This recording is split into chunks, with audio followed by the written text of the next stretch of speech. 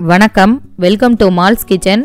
இன்னைக்கு நம்ம lemon vinegar use பண்ணாமல் பன்னீர் வீட்டிலேயே ரொம்ப ஈஸியாக 2 டைப்ஸில் எப்படி பண்ணுறதுன்னு பார்க்கலாம் வாங்க. ஃபஸ்ட்டு டைப், நம்ம ரெகுலராக யூஸ் பண்ணுற தயிரில் பன்னீர் எப்படி பண்ணுறதுன்னு பார்க்கலாம். அதுக்கு தேவையான பொருட்கள்: 1 லிட்டர் பால், 100 மில்லி தயிர். ஒரு பாத்திரத்தில் அந்த 1 லிட்டர் பாலை நல்லா வடிகட்டிட்டு காய்ச்சணும். பால் நல்லா பொங்கி வர்ற வரைக்கும் காய்ச்சணும். இப்போ பால் நல்லா பொங்கிருச்சு. இப்போ அடுப்பை நம்ம சிம்மில் வச்சு ஒரு 10 நிமிஷம் அந்த பாலை நல்லா சுண்ட விடணும். இப்போ பாருங்க, பால் நல்லா சுண்டிருச்சு.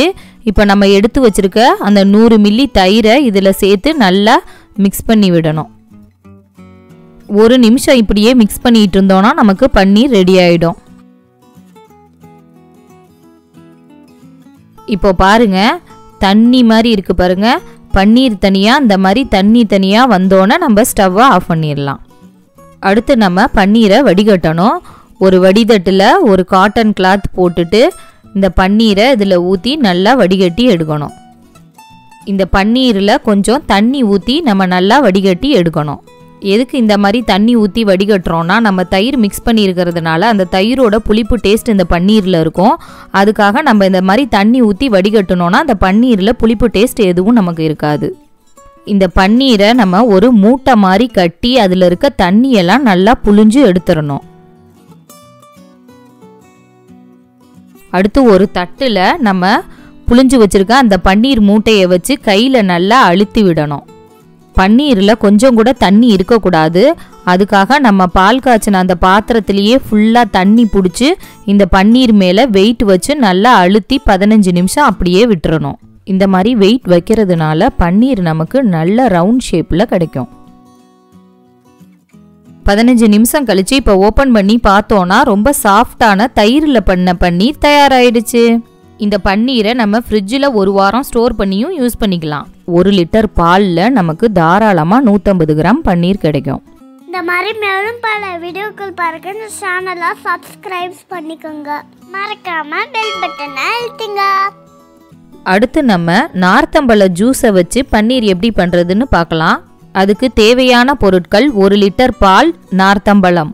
நார்த்தம்பழத்திலிருந்து ஒரு சின்ன பீஸ் எடுத்து நம்ம நார்மலாக சாத்துக்குடி ஜூஸ் புளியிற மாதிரி ஜூஸ் புளிஞ்சு எடுத்துக்கணும். ஃபஸ்ட்டு நம்ம ஃபாலோ பண்ண அதே மெத்தட் தான் இதுக்கும்.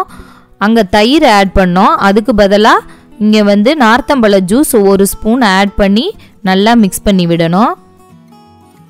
1 நிமிஷம் அப்படியே மிக்ஸ் பண்ணி விட்டோம்னா நமக்கு பன்னீர் ரெடி ஆகிடும். இப்போ பாருங்க, தண்ணி தனியாக பன்னீர் தனியாக நமக்கு நல்லா வந்துருச்சு. இந்த ஸ்டேஜில் நம்ம ஸ்டவ்வை ஆஃப் பண்ணிடலாம். ஃபஸ்ட்டு நம்ம பண்ணின மாதிரியே இந்த பன்னீரையும் வடிகட்டி எடுத்துக்கலாம். நார்த்தம்பழத்தில் பண்ண பன்னீர் தயாராகிடுச்சு.